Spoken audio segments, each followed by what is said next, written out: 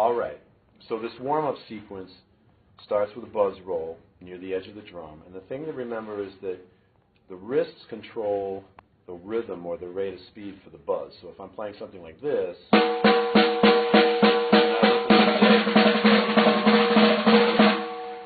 that's the buzz. I can keep the weight of the sticks in my hand, I can keep it loose. And the thing that we want to work on is like if we were in a German grip where my palms are down and I'm using the hinge of my wrist like that, I want to keep that, the motion, but I want to turn my forearm out and my thumb like this so that the motion becomes a little more lateral so that the buzz blends a little bit more and it's a little less staccato. The difference between something like this and this.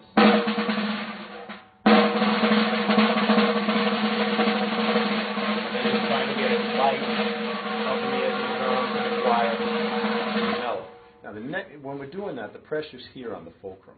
As we start to take less multiple beats and define it more as double strokes, it becomes something where we drop the stick and use the fingers to pick it up. And we want some strength in the fingers.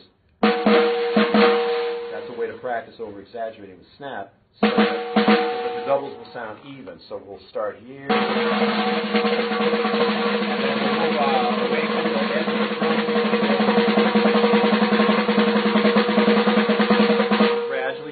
To a very balanced double. The other thing about the balanced double is you can only get so much volume from a snap. We don't need all the volume yet. We're still pretty low to the head, but you can always get more volume from the throw because you just have more room to work with. So the idea is don't throw too much or too hard and even it out tone-wise with the way you're snapping. So.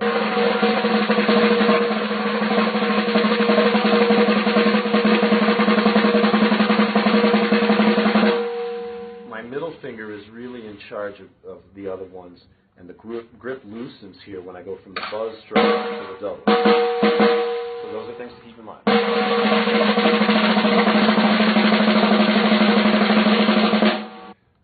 So the first part is moving from the buzz stroke to the double stroke. The second part is moving from the double stroke to the single stroke. And the transition I want you to get comfortable with is the idea of taking that open-closed motion, dropping the stick and snapping it up, from hand to hand, this is exactly how the double stroke works, to moving into a single stroke roll, but not at first with the wrists like I was just doing, but by overlapping the open-closed stroke. So if we said like drop, snap, we want to change it to drop, drop, snap, snap, drop, drop, snap, snap.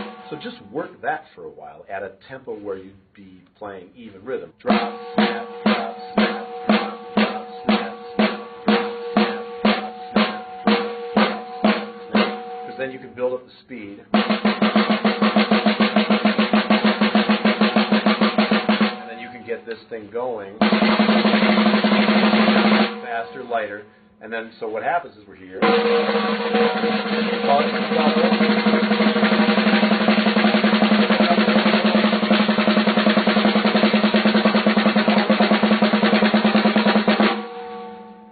Next thing that we want to do is we want to sort of eventually just close the fingers up and start using the wrist because we're trying to go from a light and very fluid legato sound to a louder, more staccato sound with every gear that we hit.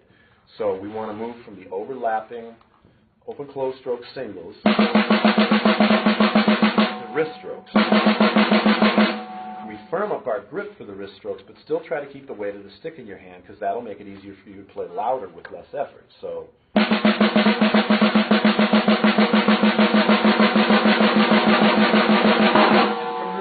Start to lift the wrists about as high as you can because then the next thing that's going to happen, and you can move into my arms a little bit here, is a forearm rotation. And when we do the forearm rotation, we still want to keep the grip light. We're going to move the fulcrum down here a little bit. The elbows are going to start to rock, and eventually we're going to start to just feel everything bounce off our chest and use the molar motion that's a whip, sort of like cracking a whip or, a tennis stroke.